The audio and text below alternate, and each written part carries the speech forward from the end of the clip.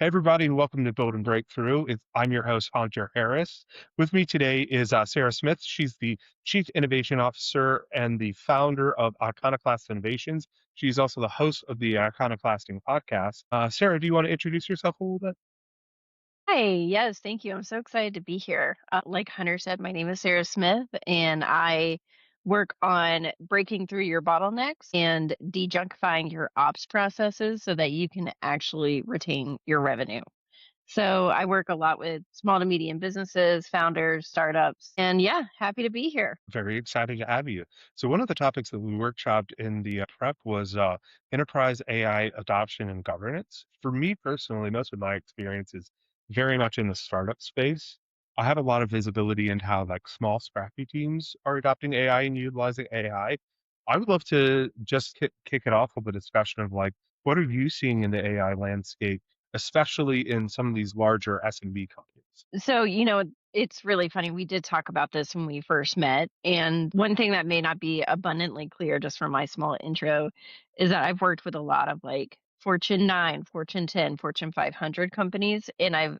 And seeing them progress, not just through like generative AI, but also like the machine learning space, right? Hmm. Those are really interesting pieces because you realize how important leadership is. Leadership is important Absolutely. at like, yeah, these startups, right?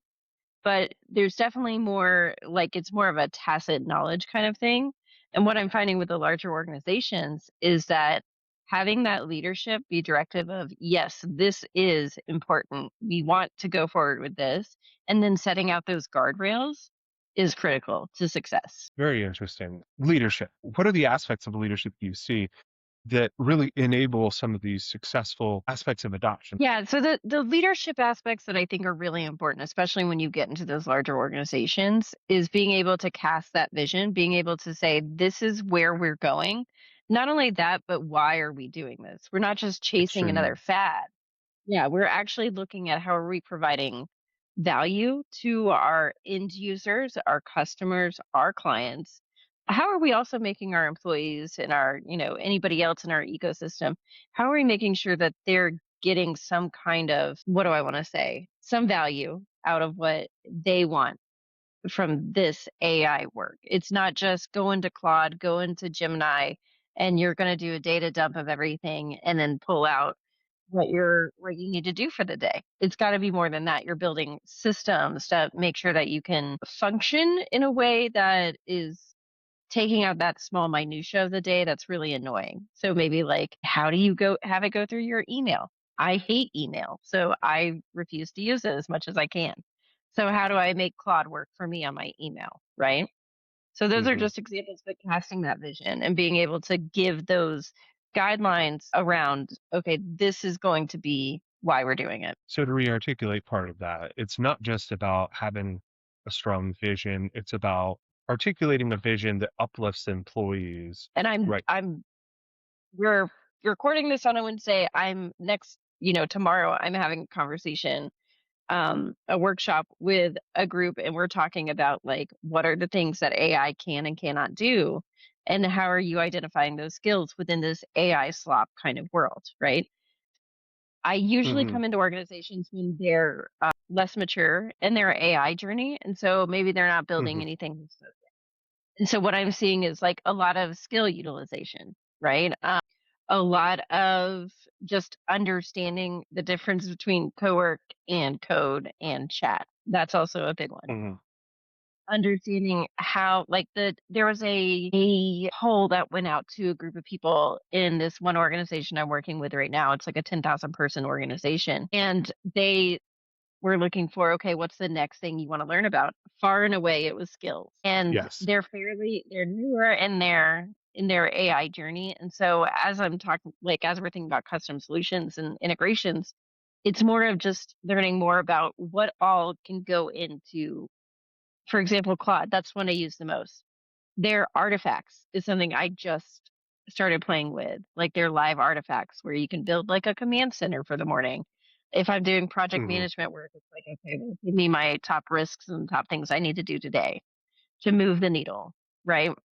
But that's, I'm still going to have a human brain and look at it and say, Right. nope, that's the wrong person. This already got resolved, or this actually isn't as big of a deal as you're making it out to be. Hmm. And another thing that I just ran through Claude was a call transcript where I was like, am I being a little bit sensitive? But here's the thing, Claude cannot infer tone if it's just the transcript, right?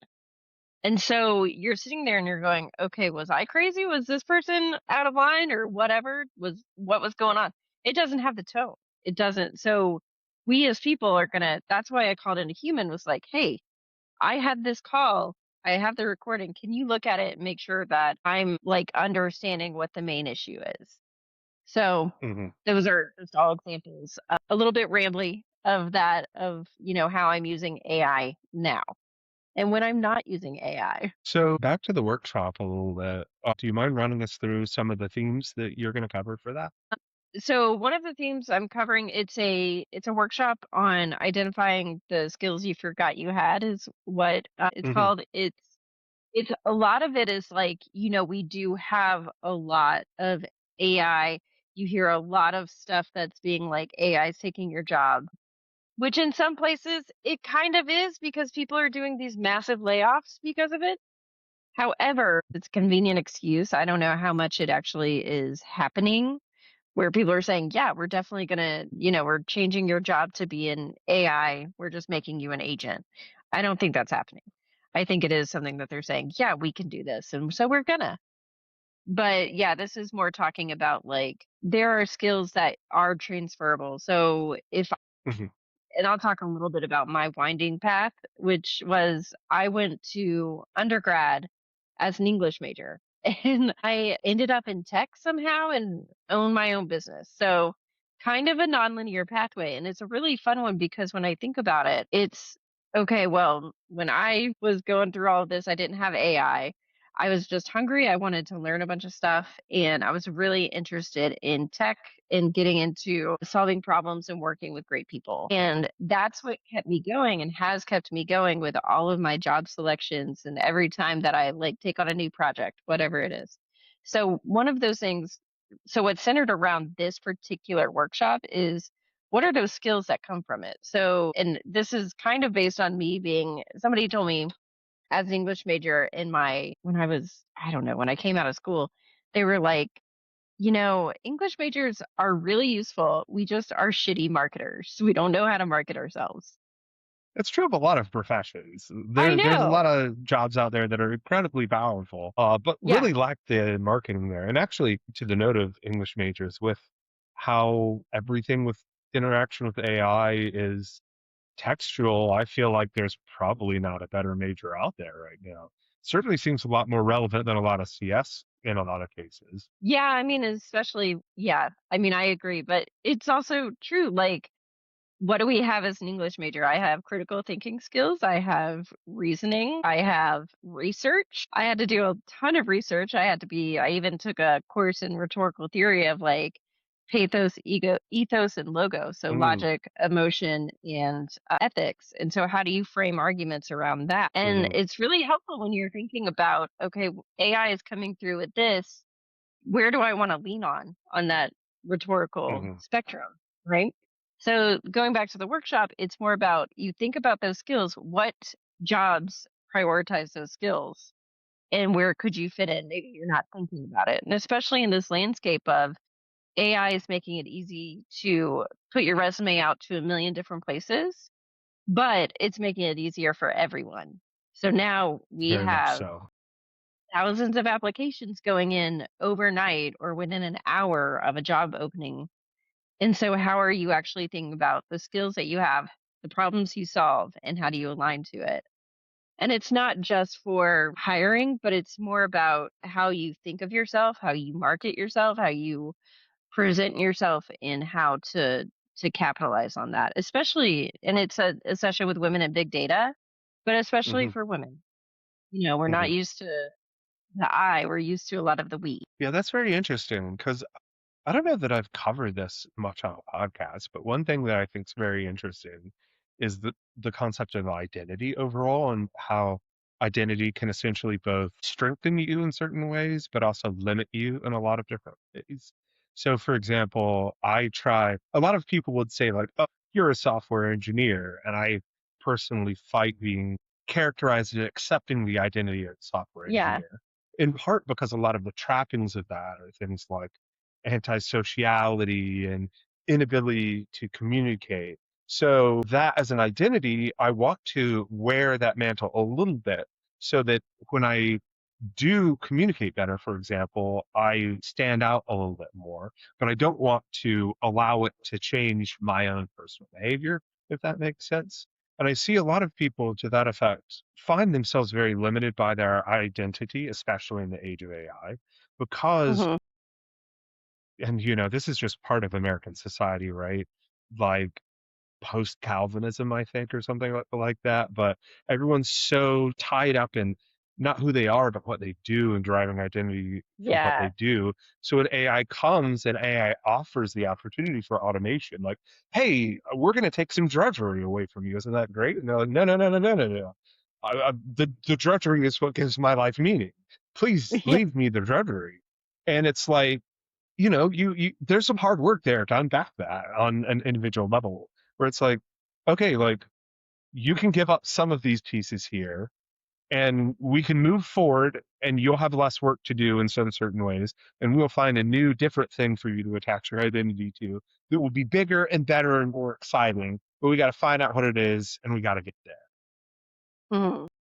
And like, and go back to myself for 1 second too. That's part of the reason why I try and avoid attaching my identity too strongly to anything like that. Because, in anything I identify with can be just from my hands at any given moment. So stoicism, all that, like, focus on my inner locus of control, because it's Mhm. literally all I can control. Can't control the economy, can't control political sphere, the economic sphere, can't control much of anything, right? Yeah. That's a great point too, and it's one that I think I've had to change my identity and adapt, like, probably far more than I really wanted to. I'll say that Same. definitely far more than I really wanted to. And there's some things that I've stepped into as like my new identity and been like, yes, this is great. I'm doing this. Like I am doing an MBA right now. And I'm like, yeah, I'm a grad student. Like this is so fun. But the other things is like when I became a mom the first time, like I have two kids and my first kid just threw me for a loop. I had no idea what was going on, and a lot of my identity was wrapped up in work and me as myself, and even less so as like me as a wife, right? And now I'm a Hmm. mother and I'm really experiencing what that means and Hmm. like really being part of a family, like a nuclear family. And this is my nuclear family now.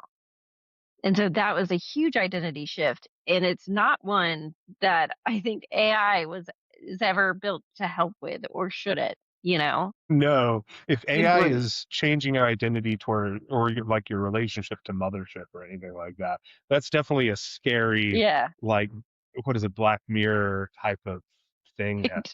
I'm sure there's companies out there that love for that to happen, of course, but like, no, thank you. So I Yeah. guess, like, looping around a little bit, sits around the theme of identity. And I think this discussion about identity is actually really, really valuable for founders to have, because one of the Yes. things that I see in terms of a failure situation for a lot of startups, because I am startup focused, right, is there's a lot of founders that they have a particular idea and attach their identity to the idea and the product as opposed to the business. There's others that kind of get caught up in being a founder in a different way, Mhm.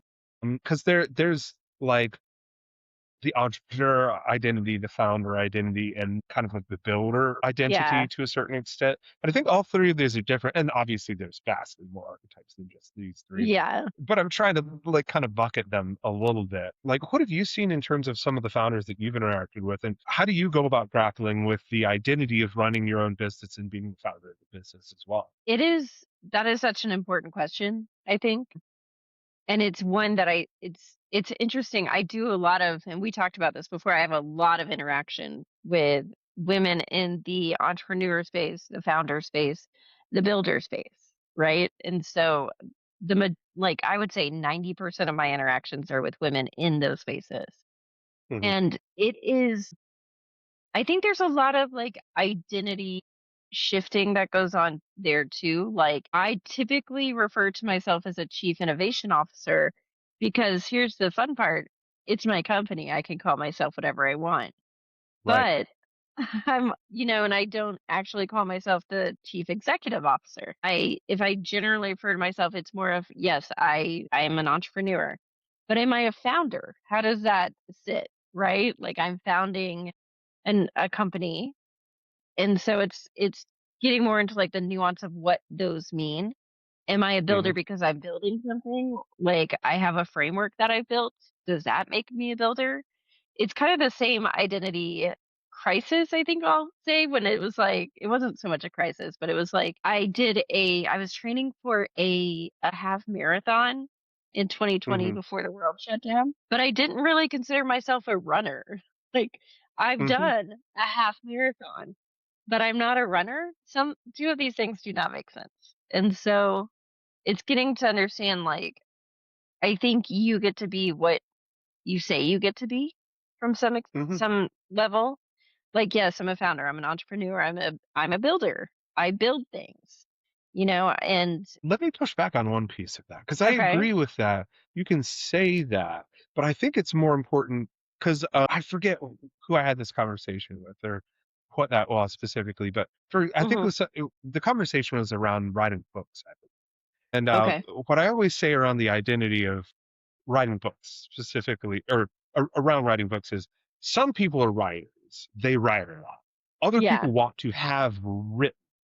And I'm in the category of people that want to have written pretty exclusive. Yeah. I write, but I don't really enjoy writing. I would like to enjoy writing more than I do.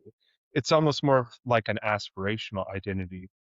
So I would say you can call yourself whatever you want, but really the expression of your identity is the choices you make and the outcomes that you drive through those choices. So, for Yeah. example, if you call yourself a runner, but you hop in your car to drive the 5K or the half marathon instead of running it, you might be more of a like have runner than an actual runner, if that makes sense, right? And to that effect, I Yeah. think like given that you're building systems, that makes you a builder. Mhm. Given that you've founded a company, I think that makes you a founder. Think about how many people aspire to starting a company and don't Yeah. realize that all you got to do is like 15 minutes on the internet, boom, you've Yeah. started a company. Now, actually doing business is quite a bit harder than that, but you can Gosh, at least yeah.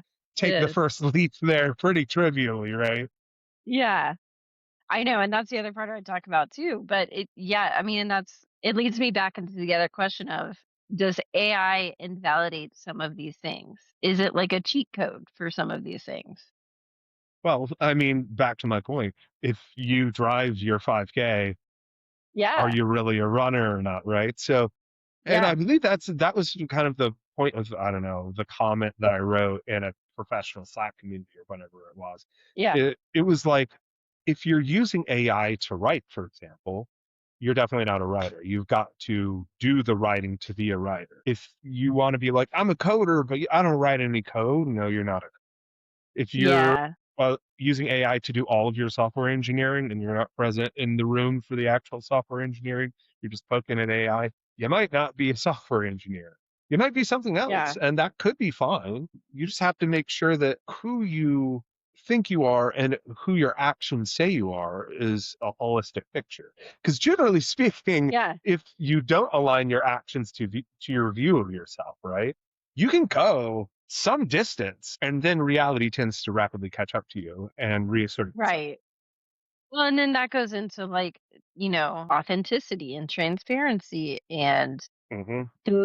it depends on what kind of a person do you really want to be. And you put that ethos at see, got a rhetorical Hmm. theory thing there. Love it. It goes to the ethos of what you're actually building and how you want to show up. And some of it goes into like, what's your positioning in the market, especially as a startup or a Hmm. founder or whatever it is.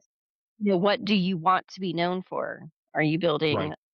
authority around this? Yeah. God, identity is so interesting and so important too.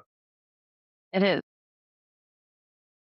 Given this topic of identity, what advice would you give directly to founders in terms of building and maintaining their identity of creating a startup, especially given how fraught a startup can be with failure. It's very easy to attach your identity to one particular business and have that business fail. So how do you both attach your identity to moving forward and building something, but at the same time not identify so strongly that you lose that piece of your identity when the high probability chance of failure comes up? I think I was reading that 50% of all businesses fail within the first year, and then 50% more within fail within like 2 to 3 years.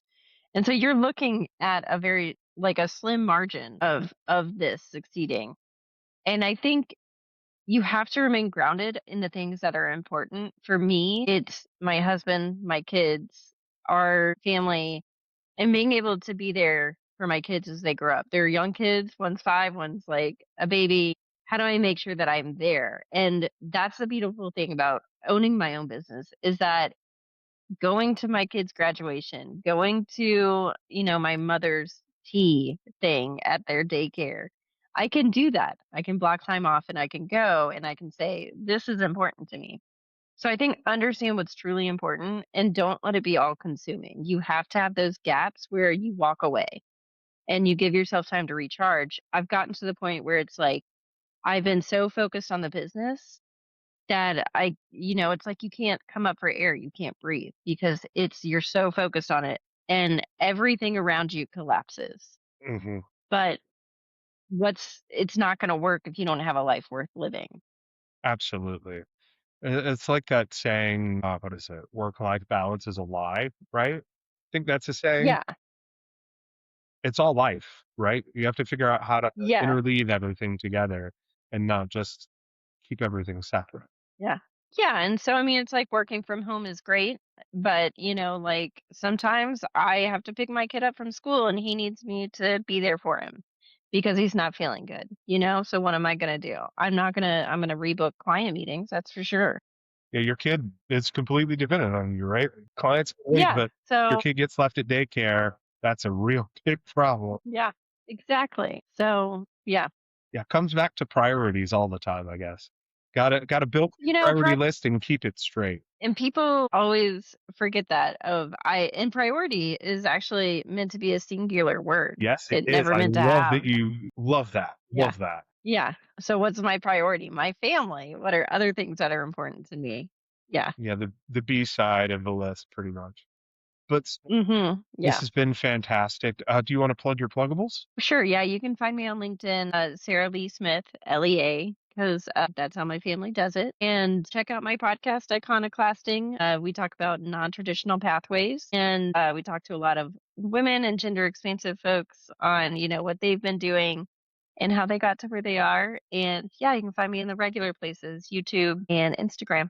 I'll put a couple links in here to your LinkedIn, to your website, and to the podcast as well. But Sarah, thank you very much for coming. This has been a blast. I really enjoyed this. And for everyone listening, thank you very much for listening. This has been very fantastic. Very glad to have you. I hope you learned a lot. I hope that you're also inspired to get out and build and just keep on trucking.